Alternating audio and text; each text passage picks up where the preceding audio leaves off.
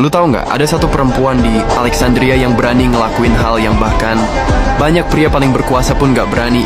Berpikir bebas, di zaman ketika berpikir bisa bikin lo dibunuh. Namanya Hypatia dari Alexandria. Perempuan pertama yang dikenal sejarah sebagai ilmuwan sejati, bukan karena dia cantik, bukan karena dia bangsawan, tapi karena otaknya ngalahin zamannya. Kisah ini dimulai di Alexandria, Mesir, sekitar tahun 360 Masehi, kota paling cerdas di dunia saat itu. Bayangin, di satu kota, ada perpustakaan terbesar yang pernah dibangun umat manusia, Library of Alexandria. Ratusan ribu gulungan naskah dari Yunani, Mesir, Persia, India, semuanya disimpan di sana. Disinilah lahir filsafat, matematika, astronomi, semua ide yang nanti jadi fondasi dunia modern.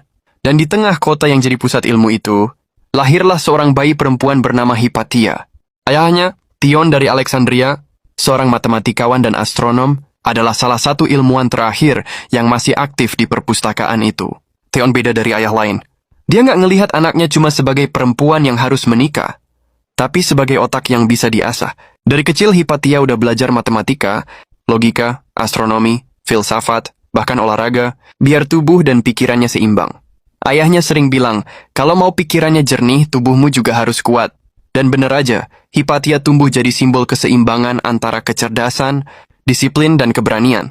Waktu dia remaja, Alexandria mulai berubah. Kekaisaran Romawi udah lemah, Kristen mulai naik jadi kekuatan besar, dan kota yang dulu jadi tempat mencari ide dan pertanyaan bebas, malah pelan-pelan berubah jadi medan konflik antara iman dan ilmu.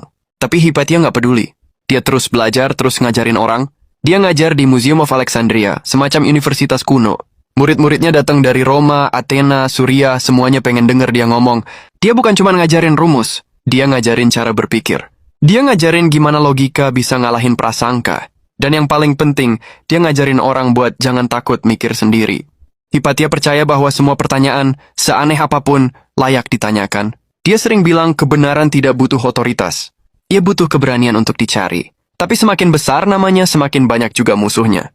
Waktu itu, gereja Kristen lagi berusaha rebut kendali politik di Mesir dari tangan Kekaisaran Romawi. Dan Hypatia, perempuan ilmuwan, dan pemikir bebas, adalah simbol yang paling menakutkan buat mereka. Dia dekat dengan Orestes, gubernur Romawi di Alexandria, yang lagi konflik sama Uskup Cyril, pemimpin gereja waktu itu. Hypatia nggak ikut politik, tapi karena Orestes sering datang ke rumahnya buat diskusi filsafat dan sains, orang-orang mulai nyebar rumor. Hypatia adalah penyihir. Hypatia lawan gereja. Hypatia yang bikin Orestes menentang Tuhan. Dan di kota yang mulai dikuasai fanatisme, itu tuduhan yang mematikan. Pada tahun 415 Masehi, Alexandria mendidih. Kerusuhan agama pecah, masa fanatik